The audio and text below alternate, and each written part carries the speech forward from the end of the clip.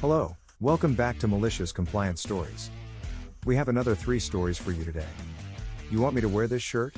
Again? You got it, boss. You can't play that. And that's what being cheap gets you. But before we begin, don't forget to subscribe to our channel if you're new here and turn on notifications so you don't miss a new video every single day. Alright, let's get started. Our first story. You want me to wear this shirt? Again? You got it, boss. So, this post follows up on a previous post from a year back, regarding a hideous shirt we had to wear to work.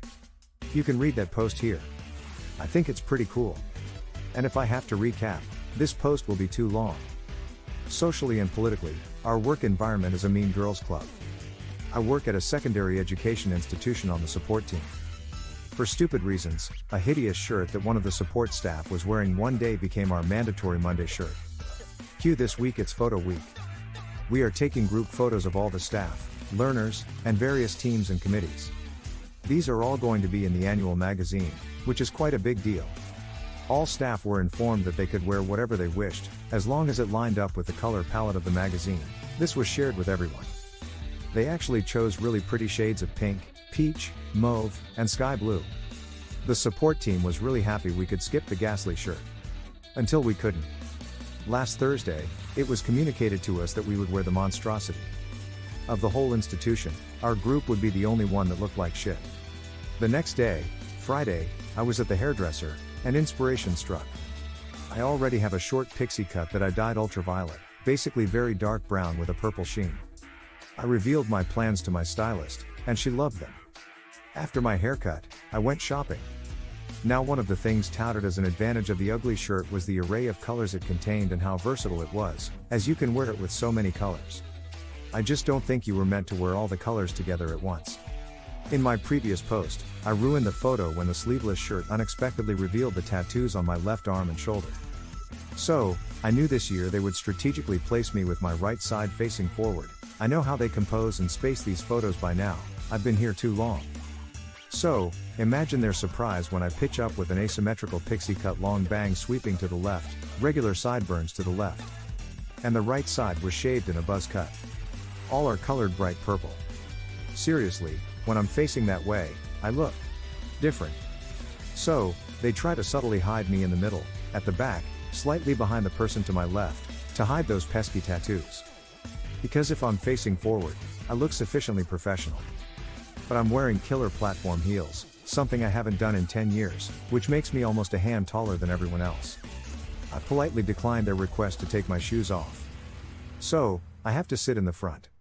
Now you can clearly see my formal dress pants in bottle green, as well as my undershirt in vibrant teal. My killer heels are in pale, sparkly gold. And my wide salmon pink belt. Now, I didn't waste any money on these items. Wearing any of them alone or in different combinations looks fine, so I will be using them all. No matter what they tried, they could not find a way to make the group look coherently polished and professional. Because one way they had a tatted up admin, if they photoshopped those out, I would complain politely but firmly. The other way, they had an angry emo boy. One way the height was off was that the other way, they had someone in an ensemble so garish it offended the senses. This afternoon, a while after work, we were informed that the group photo would be redone for the support team. We were kindly asked to wear the colors as indicated in the color palette tomorrow. In the group WhatsApp, I commented duly noted and received a ton of PMs joking about it. On the bright side, I have received a ton of compliments on the hairstyle. Something so daring in a sane environment, I never would have tried it. I've colored it back to dark ultraviolet, box color takes 20 minutes, which complements my light pink dress nicely. And the wide salmon pink belt rounds it off well. Our next story. You can't play that. I'm a parts manager for an auto dealership. One of the service technicians got in trouble, not from me, for the uncensored music he was playing. He was told it was inappropriate for customers to hear. He's now 1 hour into a 10-hour loop of the song that doesn't end from the 90s kids TV show Lamb Chop. And our last story. That's what being cheap gets you. Okay, so a little background. I work at a small shipping store that has physical and virtual mailboxes. We have over 1,500 open boxes currently, and I'm the only employee, and I work alone. So, part of my day consists of sorting through one or more huge stacks of mail. For virtual mail, All envelopes must be scanned and uploaded to various sites. The customers then have the option to have the content scanned, shredded, or mailed to them. One particular site gives customers options for the cost of their shipment. One day, a customer, we'll call her Ellie, asked for 2 pieces of mail to be sent to her, one of which looked to be a check.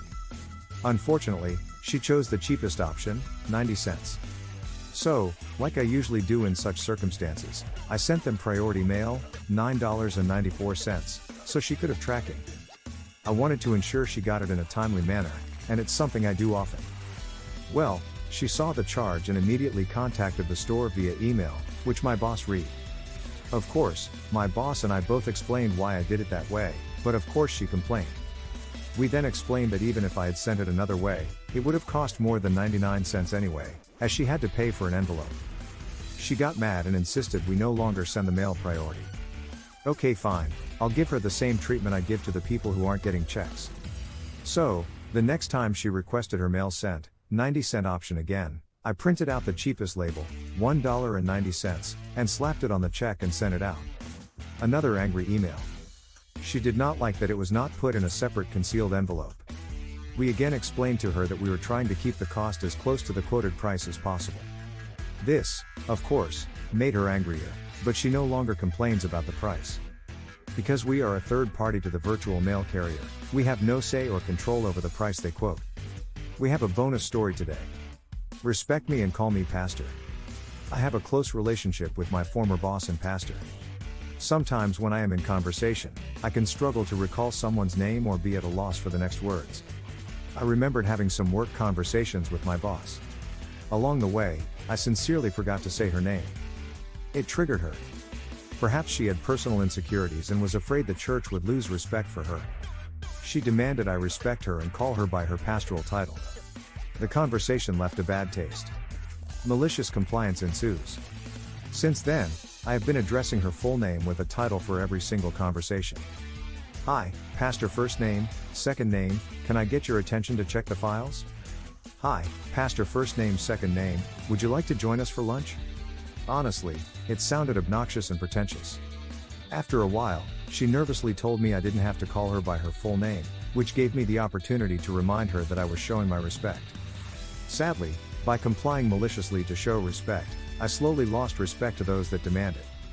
Well, that's all for this video. Thank you for tuning in, and I'll see you all in the next one.